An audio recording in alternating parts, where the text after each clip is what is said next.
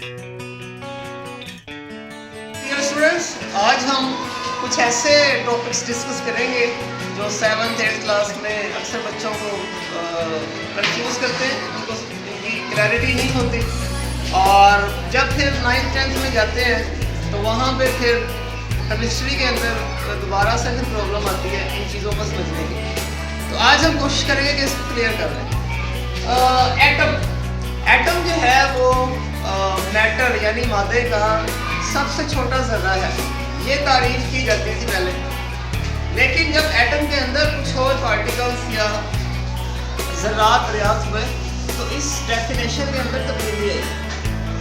अब हम ये कह सकते हैं कि एटम जो है वो मादे का छोटे से छोटा ज़र्रा है और ये आज़ादाना हालत में नहीं पाया जाता, यानी अपने जैसे एटम के साथ या किसी और एटम के साथ जो है वो आम तौर पे जुड़ा होगा। मिसाल के तौर पे हम कहते हैं जितनी भी कायनात है, जो भी इसमें चीज़ें पाई जाती हैं वो मादे से मिलकर बनी है। तो मादा जो है वो किससे मिलकर बना है? मादा जो है वो एलिमेंट्स से मिलकर बना है। अब उन एलिमेंट्स का जो बुनियादी जुज़ है, यूनिट है या इकाई है, वो एटम है। ठीक है, अब एटम की अगर हम मुख्तसर सी साथ देखें तो वो कहते हैं कि एटम के अंदर और भी ज़रात मौजूद हैं जिनको इलेक्ट्रॉन, नंबर 1, नंबर 2 प्रोटॉन और नंबर 3 न्यूट्रॉन का नाम दिया गया। बल्कि जदीद जो रिसर्च है, जदीद तहकीक ये कहती है इसके अलावा भी बहुत सारे 100 से ज़्यादा पार्टिकल्स या ज़रात एटम के अंदर मौजूद होते हैं। बहरहाल अभी इस लेवल पे आपने इन तीन को याद रखना है, इलेक्ट्रॉन, प्रोटॉन और न्यूट्रॉन, ये इसके बुनियादी ज़रात हैं। अच्छा, अब हम थोड़ी सी इसकी ना स्ट्रक्चर देख लेते हैं। देखें, एटम जो है ये सेंटर में जो होता है ये इसको हम न्यूक्लियस कहते हैं और एटम के जो प्रोटॉन और न्यूट्रॉन होते हैं वो यहाँ पे मौजूद है न्यूक्लियस के अंदर। P फॉर प्रोटॉन और N फॉर न्यूट्रॉन। अच्छा, अब इलेक्ट्रॉन कहाँ पे होते हैं? एटम के जो न्यूक्लियस है उसके बाहर मदार हैं, शेल्स हैं, ऑर्बिट्स हैं जिनके अंदर इलेक्ट्रॉन्स गर्दिश करते रहते हैं इस तरह से। ठीक है, गर्दिश कर रहे हैं और इसको हम E से जाहिर कर रहे हैं। अच्छा, अब एटम जो है वो एज अ होल तो न्यूट्रल है, न्यूट्रल ज़र्रा है, मगर इलेक्ट्रॉन और प्रोटॉन के ऊपर चार्ज होता है और न्यूट्रॉन जो है वो न्यूट्रल है, उससे कोई चार्ज नहीं होता। इलेक्ट्रॉन के ऊपर मैंने माइनस लगाया होगा यानी कि मनफी चार्ज होता है। प्रोटॉन P जाहिर करते हैं, इसके ऊपर पॉजिटिव चार्ज होता है और N के ऊपर मैंने कुछ नहीं लिखा, इसके ऊपर कोई चार्ज नहीं होता, ये न्यूट्रल होता है। और आमतौर पे जो एटम होता है, एटम के अंदर प्रोटॉन और इलेक्ट्रॉन्स की तादाद इनके बराबर होती है, इसी वजह से ये जो चार्जेस होते हैं माइनस और प्लस एक दूसरे को कैंसिल कर देते हैं और इसकी वजह से एटम के ऊपर कोई चार्ज नहीं होता। अच्छा, अब हम आते हैं अगली चीज़ पे कि एटॉमिक नंबर क्या है और एटॉमिक मास क्या है।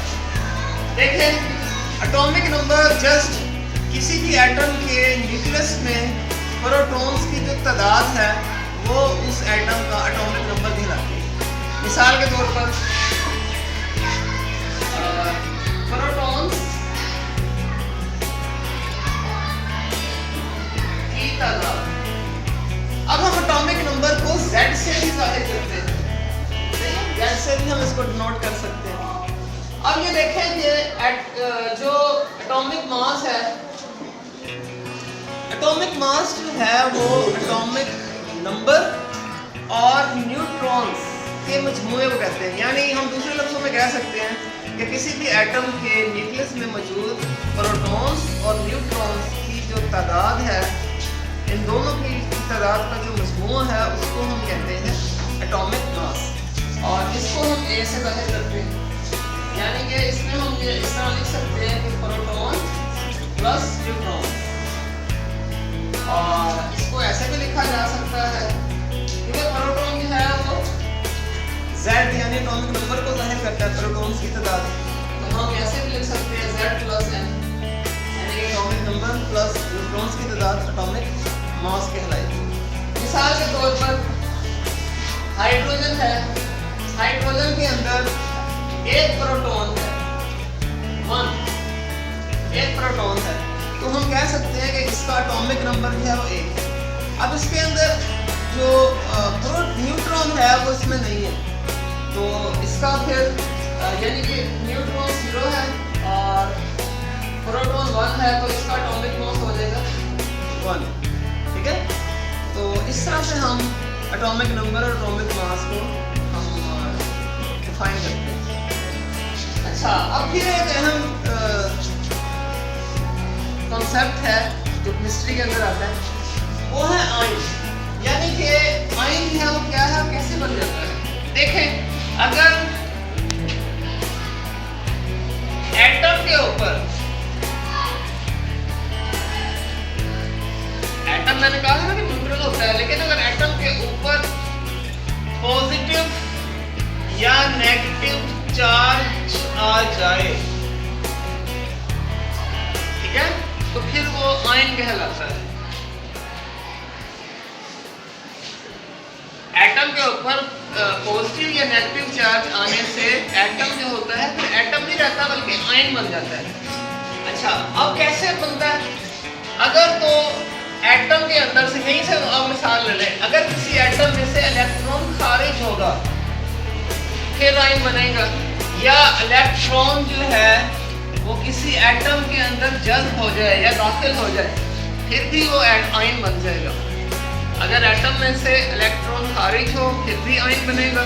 अगर इलेक्ट्रॉन एक बाहर से कोई इलेक्ट्रॉन जज्ब कर लेता है या वसूल कर लेता है फिर भी वो एटम नहीं रहेगा बल्कि आयन बन जाएगा। तो इसी बुनियाद पे इनकी फिर दो इकसाम है, एक होता है पॉजिटिव आयन और एक होता है नेगेटिव आयन। पॉजिटिव आयन को हम कैटायन कहते हैं और नेगेटिव आयन को हम एनायन कहते हैं। इसमें मैंने चार्ज लगा दिया, इस पे प्लस चार्ज होता है, इस पे माइनस चार्ज होता है। अब कैटायन कैसे बनता है? एटम से इलेक्ट्रॉन खारिज होना, यानी अगर एटम से इलेक्ट्रॉन खारिज हुआ है तो फिर वो एटम जो है कैटायन आयन बन जाएगा, यानी कि उसके ऊपर प्लस चार्ज आ जाएगा। और अगर किसी एटम ने इलेक्ट्रॉन को वसूल कर लिया है, अगर एटम बाहर से इलेक्ट्रॉन हासिल करता है, वसूल करता है, तो उसकी वजह से फिर एटम के ऊपर मंफी चार्ज आएगा और उसको हम एनायन यानी कि नेगेटिव आयन का नाम देंगे। ठीक है ना? तो ये है जनाब आयन के बारे में। अब आगे वैलेंसी है। वैलेंसी क्या चीज है?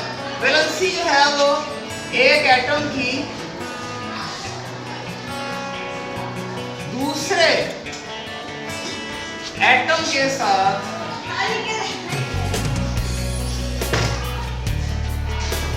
जुड़ने की सलाहियत है, या इसको इस्तेदाद भी कह सकते हैं। ठीक है, या आसान लफ्जों में हम ये कह सकते हैं कि एक एटम कितने इलेक्ट्रॉन्स खारिज कर सकता है या कितने इलेक्ट्रॉन्स वसूल कर सकता है या कितने इलेक्ट्रॉन्स का दूसरे एटम के इलेक्ट्रॉन्स के साथ इश्तराक कर सकता है। ठीक है, यानी कि एक एटम की दूसरे एटम के साथ जुड़ने की सलाहियत या इस्तेदाद, उसमें ये कैसे जुड़ता है, या एक एटम इलेक्ट्रॉन्स जो है दूसरे एटम को लेता है या उससे इलेक्ट्रॉन्स खुद ले लेता है, या अपने इलेक्ट्रॉन और दूसरे एटम के इलेक्ट्रॉन्स के दरमियान एक रिश्ता कायम कर लेता है, एक इश्तराक कायम कर लेता है। वो एक दूसरे के साथ इश्तराक कायम करके तो बॉन्ड बना लेते हैं। इस तरह से एटम एक दूसरे के साथ जुड़ जाते हैं। तो ये जो सलाहियत होती है ना इलेक्ट्रॉन्स खारिज करने की, हासिल करने की या इश्तराक करने की, इस सलाहियत को हम एटम की वैलेंसी कहते हैं। तो ये कोई 4-5 कॉन्सेप्ट्स थे जो मैंने आपके क्लियर करने की कोशिश की है। उम्मीद है कि आपको इनकी समझ आई।